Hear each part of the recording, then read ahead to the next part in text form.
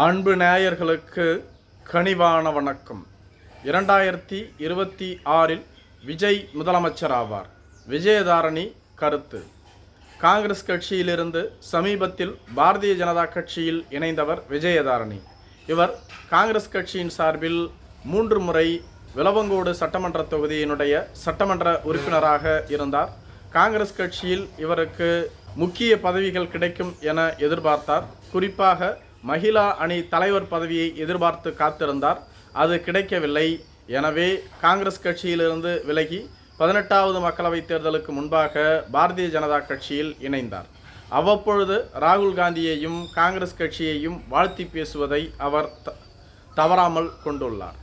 தற்பொழுது ஒரு சேனலுக்கு பேட்டி அளித்த விஜயதாரணி அவர்கள், விஜய் அவர்கள் வரும் 2026ஆம் ஆண்டு நடைபெறவுள்ள தமிழக சட்டமன்ற தேர்தலில் வெற்றி பெற்று ஆட்சி அமைப்பார். அவருக்கு மக்களிடையே ஏகோபித்த ஆதரவு உள்ளது. சமீபத்தில் கட்சி தொடங்கிய விஜய் அவர்களின் கட்சிக்கு 1 கோடி தொண்டர்களுக்கும் அதிகமாக பதிவு செய்துள்ளதாக சொல்லப்பட்டு வருகிறது. இது வேறு எந்த கட்சியிலும் நடைபெறாத ஒரு செயல். ஆண்டாண்டு காலமாக பல கட்சிகள் தமிழகத்தில் உள்ளது. குறிப்பாக திமுக, அதிமுக என்ற கட்சிகளுக்கு சுமார் 2 கோடி தொண்டர்கள் உள்ளதாக சொல்லப்படுகிறது.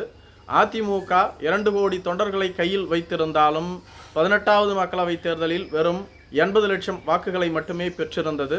தென் தமிழகம் டெல்டா பகுதிகளில் அதிமுக சொல்லிக்கொள்ளும் அளவிற்கு வாக்குகளை பெறவில்லை. அப்படியென்றால் அந்த கட்சியினுடைய உறுப்பினர்கள் எவரும் அதிமுகவிற்கு வாக்களிக்கவில்லையா என்ன? மேலும் 18வது மக்களவைத் தேர்தலில் விக்கிரவாண்டி தொகுதியில் அதிமுகவிற்கு 65,000 வாக்காளர்கள் வாக்களித்திருந்தார்கள். ஆனால் விக்கிரவாண்டி தொகுதியில் அதிமுக போட்டியிடவே தயக்கம் காட்டி வெளியேறிவிட்டது. அதற்கு காரணம் அதிமுகவினுடைய தலைமை சரியில்லையா? அப்படி இல்லை என்றால் அதிமுகவினுடைய தொண்டர்கள் எவரும் தற்பொழுது அந்த கட்சியில் இல்லாமல் வெளியேறிவிட்டார்களா என்ன என்றுதான் கேள்வி எழும்புகிறது. மேலும் திமுக 2 கோடி தொண்டர்களை கொண்டுள்ள இயக்கமாக அவர்கள் கூறிக்கொள்கிறார்கள். சமீபத்தில் நடைபெற்ற அனைத்து தேர்தல்களிலும் திமுக வெற்றி பெற்று வருகிறது. அதற்கு முக்கிய காரணம் அந்த கட்சியினுடைய கூட்டணி பலம் என்றும் சொல்லப்பட்டு வருகிறது. அந்த கூட்டணியில் உள்ள அனைத்து கட்சிகளுமே மாற்று கட்சிகளோடு இணக்கமாக செயல்பட்டு தேர்தல் சமயத்தில் வாக்குகளை சிதறாமல் அந்த தொகுதியில் போட்டியிடக்கூடிய கூட்டணி கட்சிகளுக்கு அளித்து விடுகிறார்கள். இதுதான் திமுகவினுடைய வெற்றியின் ரகசியமாக பார்க்கப்படுகிறது. தொடர்ந்து முதலமைச்சர் மு.க. ஸ்டாலின் அவர்கள் திமுகவினுடைய தலைமை பொறுப்பிற்கு வந்த பிறகு தொடர்ந்து 11 தேர்தல்களில் வெற்றி பெற்றுள்ளார். இதேபோன்று எடப்பாடி பழனிசாமி தலைமை பொறுப்பிற்கு வந்த பிறகு தொடர்ந்து 10 தேர்தல்களில் தோல்வியை தழுவி இருந்தார். 11வது தேர்தலை புறக்கணித்து விட்டார். இப்படித்தான் திமுக அதிமுகவினுடைய நிலை உள்ளது. ஆனால் விஜய் அவர்கள் இந்த ஆண்டு பிப்ரவரி மாதம் 22ஆம் தேதி தான் கட்சியை தொடங்கினார். அந்த கட்சிக்கு மக்கள் மத்தியில் நல்ல செல்வாக்கு இருந்தது. முதல் மாநாட்டை விக்கிரவாண்டியில் நடத்தினார். அந்த மாநாட்டிற்கு 5லிருந்து 7 லட்சம் தொண்டர்கள் கலந்து கொண்டதாக சொல்லப்பட்டு வருகிறது. இதுவே அவருக்கு மிகப்பெரிய வெற்றிதான். மேலும் அந்த கட்சியில் 1 கோடிக்கும் அதிகமான தொண்டர்கள் தங்களை இணைத்து கொண்டுள்ளதாகவும் சொல்லப்பட்டு வருகிறது. இவை அனைத்தும் அந்த கட்சிக்கு மக்கள் மத்தியில் இருக்கக்கூடிய செல்வாக்கை காட்டுகிறது. பல செய்தி நிறுவனங்கள் சமீபத்தில் கருத்து கணிப்புகளை எடுத்து வருகிறது. இந்த கருத்து கணிப்புகளில் பல நிறுவனங்களினுடைய கருத்து கணிப்பில் விஜய் அவர்களுக்கு மக்கள் மத்தியில் 30% மேற்பட்ட ஆதரவு உள்ளதாக சொல்லப்படுகிறது. சத்தியம் டிவி கருத்து கணிப்பு 40% கூறியிருந்தாலும் கூட அதை பலர் விமர்சனம் செய்து வருகிறார்கள். அதே சமயத்தில் குமுதம் டிவியினுடைய கருத்து கணிப்பு, விகடன் டிவியினுடைய கருத்து கணிப்புகளில் 30% மேற்பட்ட வாக்குகள் விஜய் அவர்களுக்கு கிடைக்கும் என்று சொல்லப்பட்டு வருகிறது. அப்படியென்றால் அதிமுகவிற்கு தற்பொழுது 21% வாக்கு வங்கி தான் உள்ளது. அதிமுகவை முந்தும் நிலையில்தான் தற்பொழுது விஜய் அவர்களின் தமிழக வெற்றி கழகம் உள்ளது. இதேபோன்று பாண்டே அவர்கள் தனது டிவியான சாணக்கியா டிவியில் நடத்திய கருத்து கணிப்பிலும் விஜய் அவர்களின் தமிழக வெற்றி கழகத்திற்கும் எடப்பாடி பழனிசாமி தலைமையிலான அதிமுகவிற்கும் 21% வாக்கு வங்கி உள்ளதாக அவர் கணித்து கூறியுள்ளார். அதாவது இரு கட்சிகளும் ஒரே அளவு வாக்கு வங்கியைத்தான் கொண்டுள்ளது.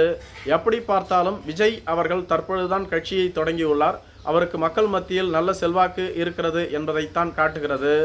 இதை சிதறாமல் சிறப்பாக தேர்தல் வரையிலும் கொண்டு செல்ல வேண்டும் என்றால் அவர் ஒரு வலிமையான கூட்டணியை உருவாக்க வேண்டும். திமுக கூட்டணியிலிருந்து எந்த கட்சியும் வெளியேறாது என்று கூறி வந்தார்கள். ஆனால் சமீபத்தில் அந்த கட்சியின் கூட்டணியில் இருந்த தமிழக வாழ்வுரிமை கட்சியின் தலைவரான திரு வேல்முருகன் அவர்கள் திமுக கூட்டணியிலிருந்து வெளியேற தயாராக இருப்பதாக கூறி வருகிறார். காரணம், அவர் தொகுதிக்கு திமுக தரப்பிலிருந்து எந்த நலத்திட்ட உதவிகளும் செய்யப்படுவதில்லை, எந்த வசதியும் செய்து கொடுப்பதில்லை, அமைச்சர்கள் கூட அவர் தொகுதிக்கு வந்தாமல் அவரிடம் அறிவிப்பதில்லை என்று குற்றம் சாட்டி வருகிறார். மேலும் கூட்டணியில் உள்ள தனக்கு முதலமைச்சரை சந்திப்பதற்கு வாய்ப்பு இல்லை. அதே சமயத்தில் எதிர்க்கட்சி கூட்டணியில் உள்ள பாட்டாளி மக்கள் கட்சியின் நிறுவனர் ராமதாஸ் மற்றும் அவரது மகன் அன்புமணி ராமதாஸ் சந்திப்பதற்கு முதலமைச்சர் நேரம் ஒதுக்குகிறார். பின்பு நான் ஏன் கூட்டணியில் இருக்க வேண்டும்? நான் இந்த கூட்டணிக்கு வரும்பொழுது வன்னியர் வாரிய தலைவர் பதவியை எனக்கு அளிப்பதாக கூறியிருந்தார்கள், அதையும் தரவில்லை. இப்படி என்னை தொடர்ந்து திமுக கூட்டணி ஏமாற்றி வருகிறது. நான் ஏற்கனவே எனது ராஜினாமா கடிதத்தை எழுதி தயாராக வைத்துள்ளேன். இது பற்றி மிக விரைவில் முடிவை அறிவிப்பேன் என கூறியுள்ளார். மேலும் அவர் பண்ருட்டி தொகுதியில் உதயசூரியன் சின்னத்தில் நின்றுதான் போட்டியிட்டு வெற்றி பெற்றிருந்தார். அவர் தற்பொழுது திமுகவினுடைய ஒரு சட்டமன்ற உறுப்பினராகவே கருதப்பட்டு வருகிறார். இப்படி திமுக கூட்டணியில் உள்ள முதல் கட்சி வெளியேறும் பொழுது அது விஜய் அவர்களுக்கு சாதகமாக அமையும். விஜய் அவர்கள் குறிப்பிட்டிருந்த முதல் மைனஸ் தொடங்கிவிட்டதாகத்தான் கருதுகிறேன். அனைவருக்குமான தலைவர் அம்பேத்கர் என்ற புத்தக வெளியீட்டு விழாவில் திமுகவானது கூட்டணி கணக்குகளை நம்பி வாக்களித்த மக்களை கருத்தில் கொள்ளாமல் 200ஐ வெல்வோம் என மமதையில் கூறி வருகிறார்கள். மக்கள் அவற்றை மைனஸ் ஆக்குவார்கள் என குறிப்பிட்டிருந்தார். அந்த முதல் மைனஸ் தொடங்கிவிட்டதாக நான் கருதுகிறேன். விஜய் அவர்களால் வெற்றி பெற்று ஆட்சி அமைக்க முடியும் என்பதே எனது ஆணித்தரமான கருத்து என குறிப்பிட்டு வருகிறார்.